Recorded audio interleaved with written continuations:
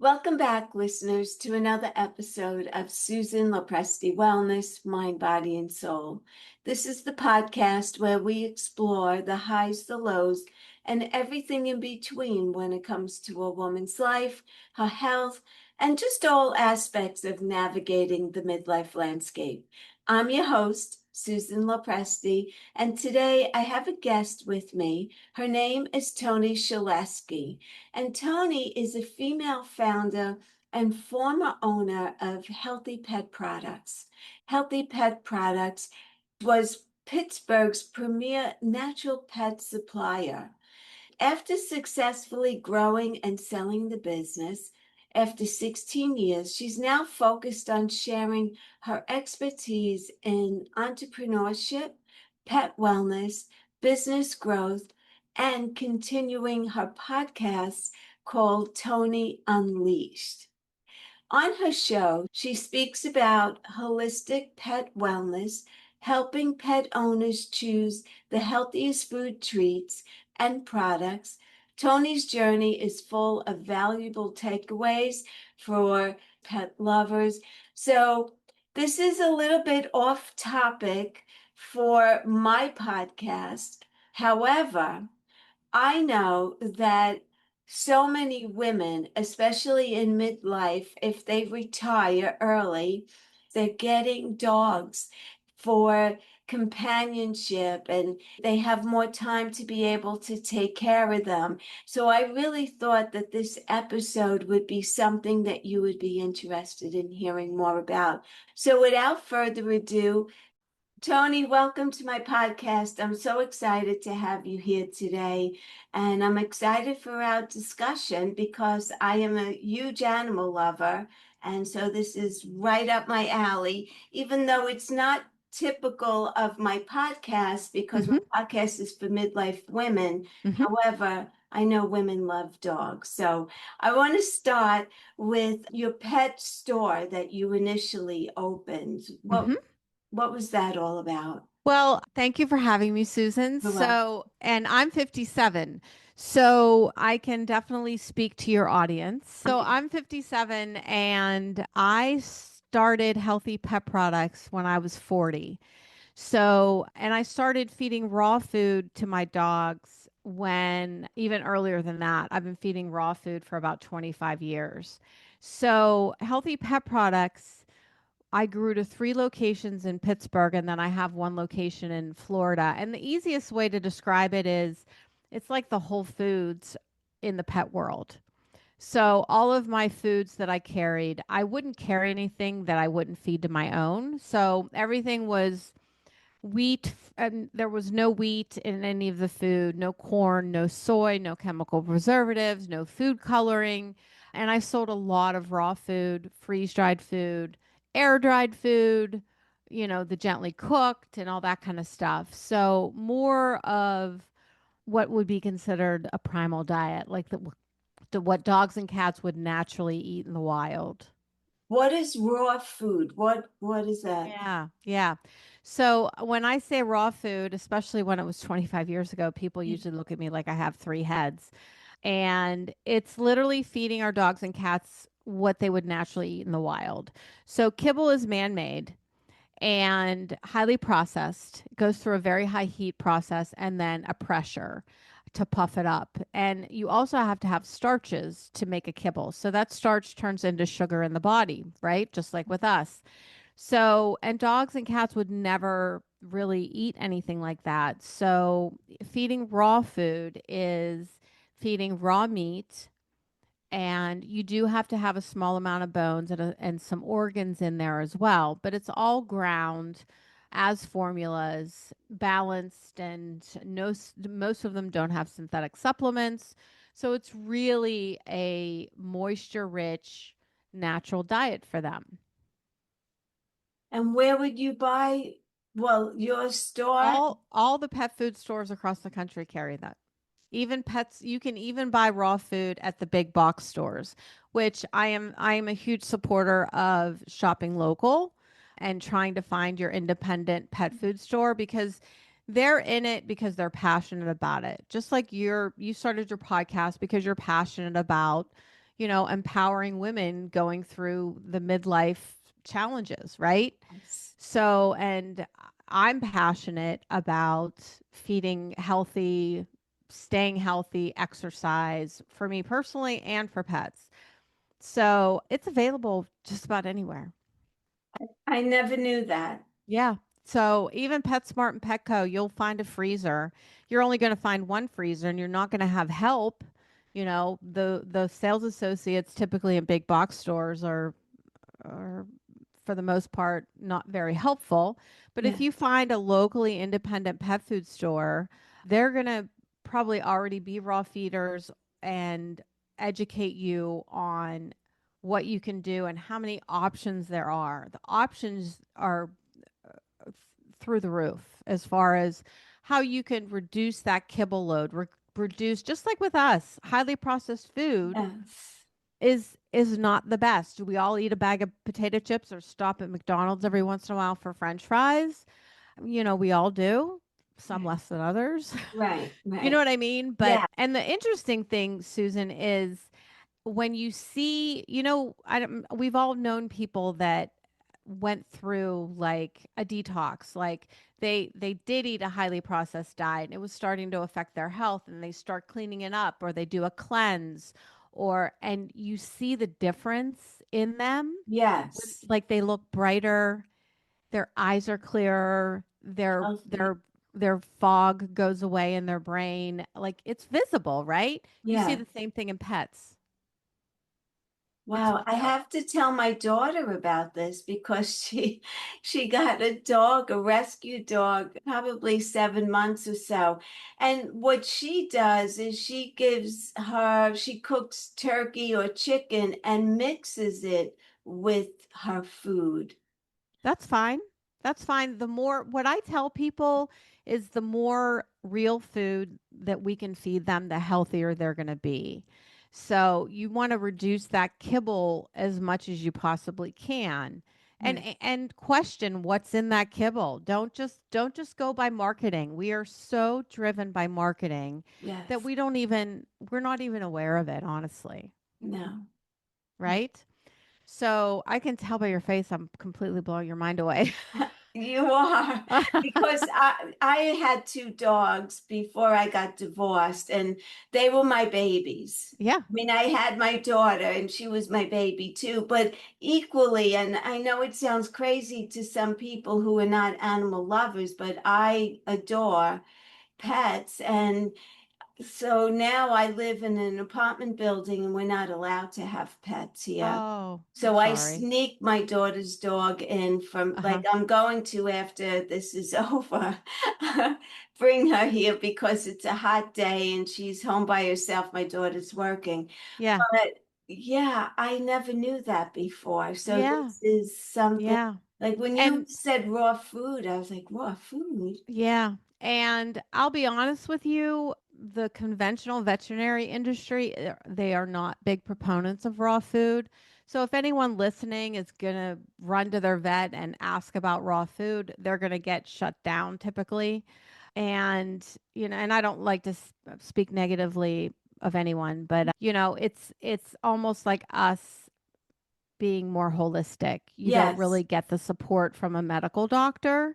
If yes, we start taking herbs for something, a lot of times they think that's woo woo and right, right. weird because it's not federally regulated.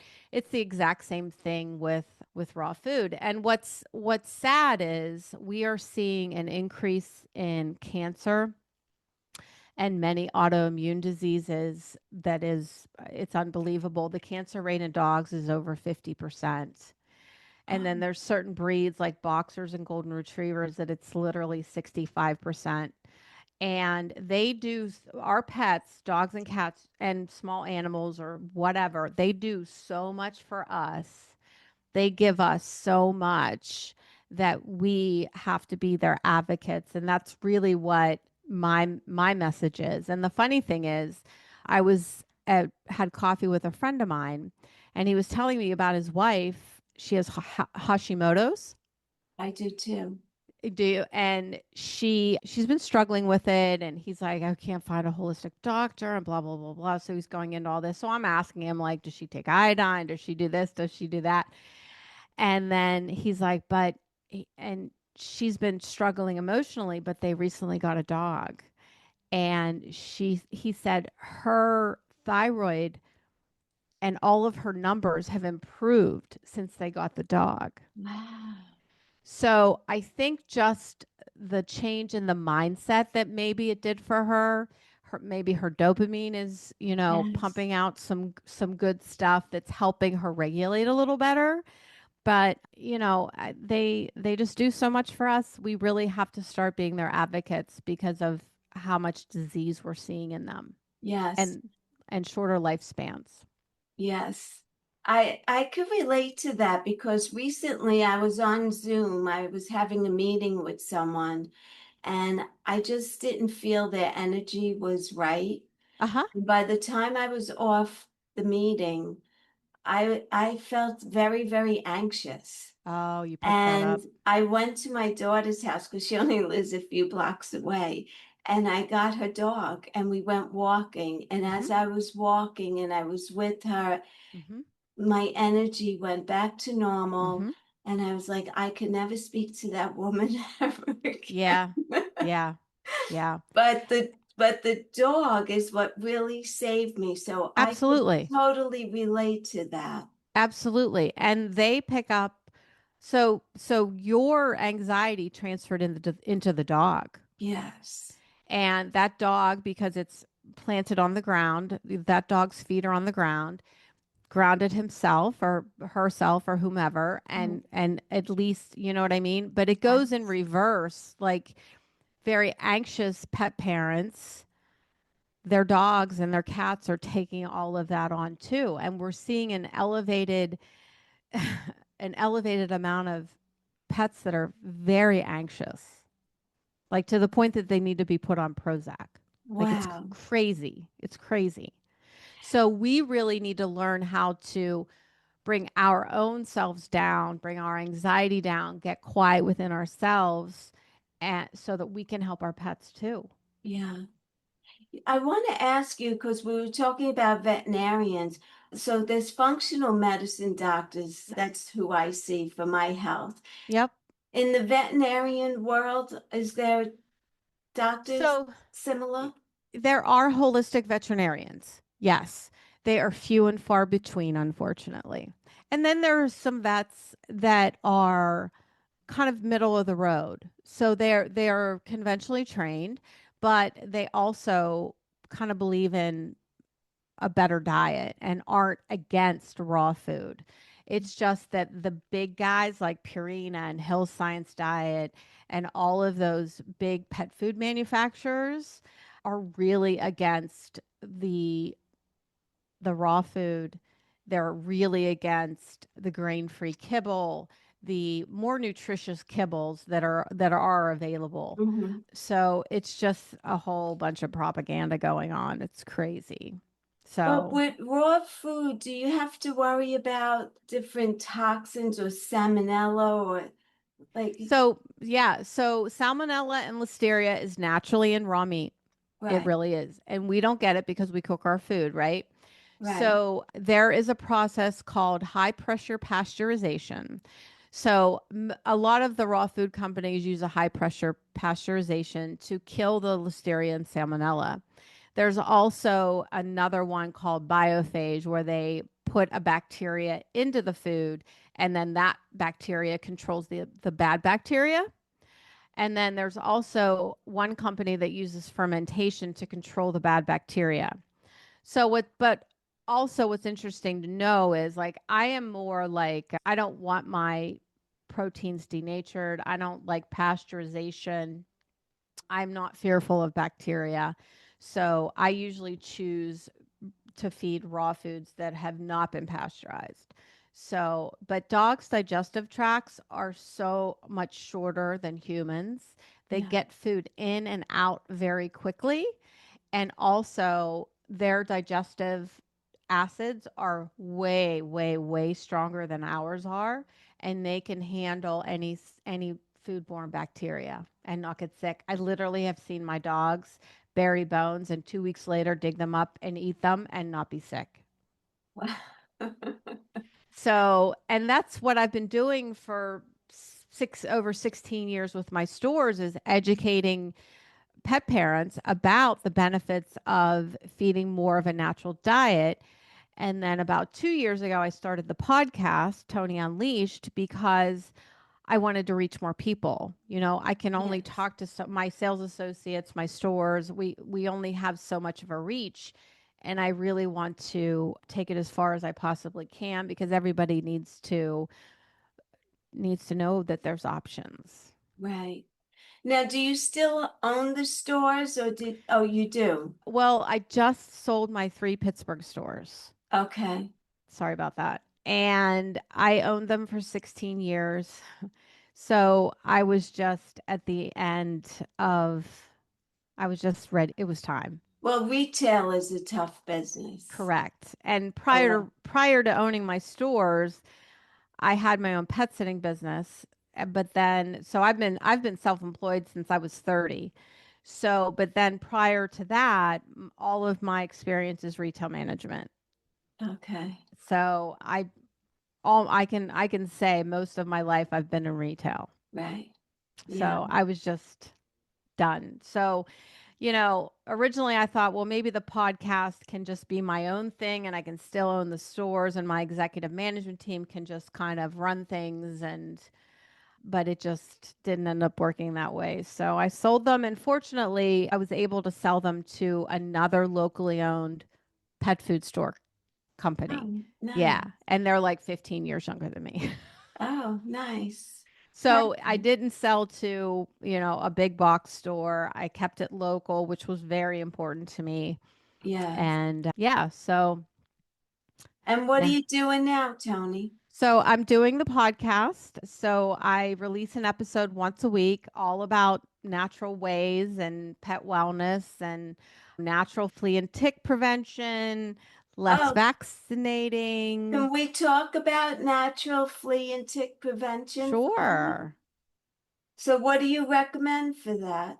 So Because now's the season, right? it is the season, and that it's honestly a rabbit hole.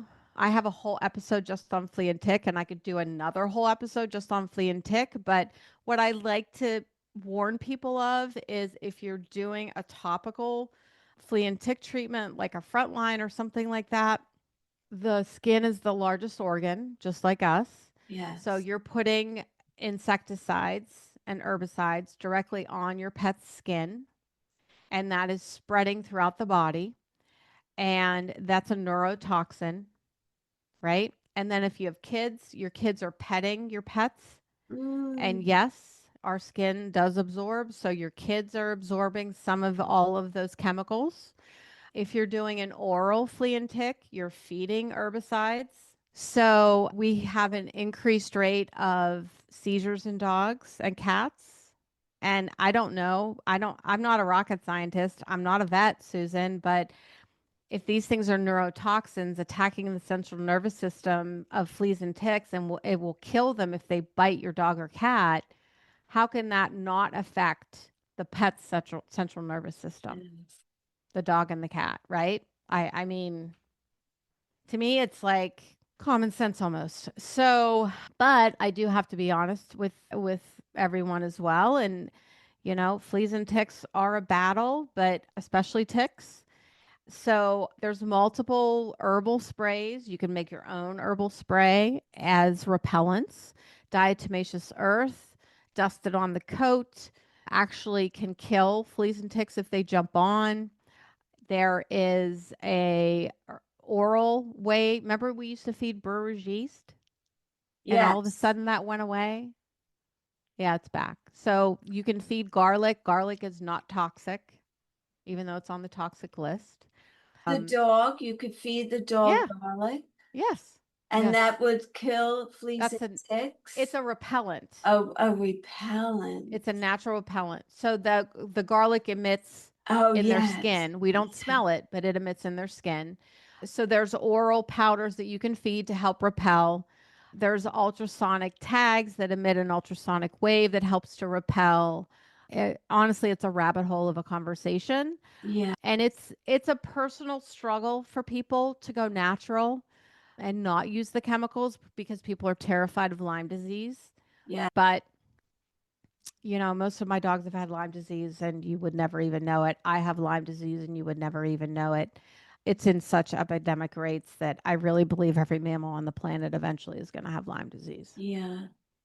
My Yeah. ex-husband's dog was diagnosed with Lyme disease. They live upstate New York, so he's Mm. always out in the woods but I live in Queens. I mean, Mm-hmm. there's grass and there's trees and everything, but I think I don't know. I guess you could get it anywhere, You really. can get it Yeah. anywhere. You can get it anywhere. Yeah. So yeah, it's a it's a tough one. What is your opinion of, is it Bordetella? The Bordetella. Bordetella. So if So the dog is with other dogs, it to protects. to prevent kennel cough, it actually is a live vaccine. It actually gives them kennel cough. Okay. So you don't agree with that, No, right? No. no. I don't either.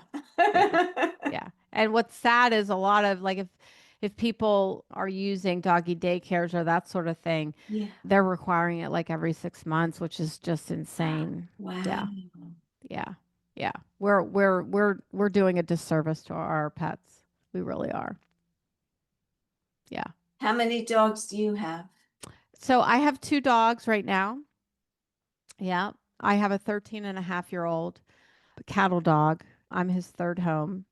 Cattle dogs herd, so they kind of like to nip. So, which is why I'm his third home. And then I have a 16-month-old Great Dane. She was a foster failure. So Oh. I fostered her when I was a board member for an animal shelter here locally. And yeah, I ended up keeping her. So, yeah. How could you let them go, right? Well, and it is a difficult thing to foster, and people that are capable of fostering, you're doing it for the pet. You have to go into it knowing that you're doing it for the pet. Yes. So, and providing the pet a home and some structure so that the pet does end up being adopted. So, Yeah. I'm totally capable. I just failed on this one. That's okay. I'm sure that the dog is very lucky to have you, without a Yeah, doubt. I think she's happy. I think they're both happy. Yeah, So, they hit lotto. yeah. Yeah. Toni, any final thoughts you want to leave us with today? Well, I like to tell people to question everything and be your pet's advocate. And your pets are communicating with you. Even though they can't talk, they're communicating. So you just kind of have to, get quiet within yourself and really watch their behaviors and listen to them. And all of these topics and more are available on my podcast, Tony Unleashed. I will put it in the show notes. Thanks. Do you have a website also, I Toni? do. And the website is tonyunleashed.com. I'm in the beginning of compiling a list of recommended brands. Oh, Yeah.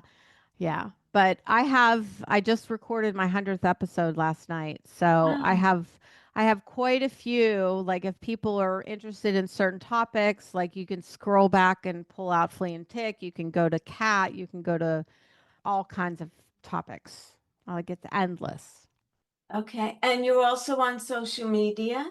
Yes. So Instagram is Tony.unleashed and my Facebook is Tony Unleashed. TikTok is Tony Unleashed.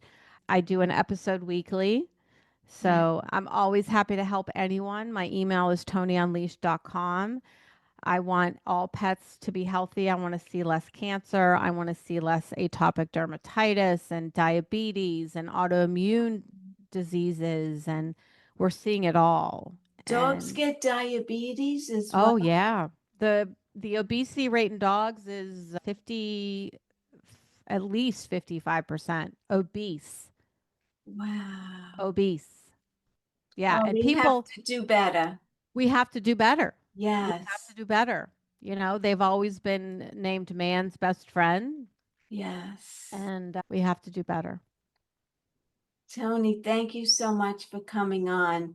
This was a conversation after my own heart because, as you could tell, I'm a animal lover. Anyway, it was great to meet you. I wish you the best of luck with your podcast and everything that you're doing.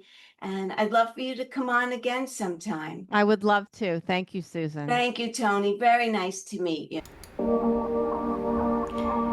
Thank you all so much for listening today. I hope that you enjoyed this episode as much as I did. If you like this episode, please leave me a comment, and also please share it out with your friends and family who you think would benefit from listening to this episode. Again, thank you so much. Please be sure to follow me here, and until the next time, be well, stay happy, and bye for now.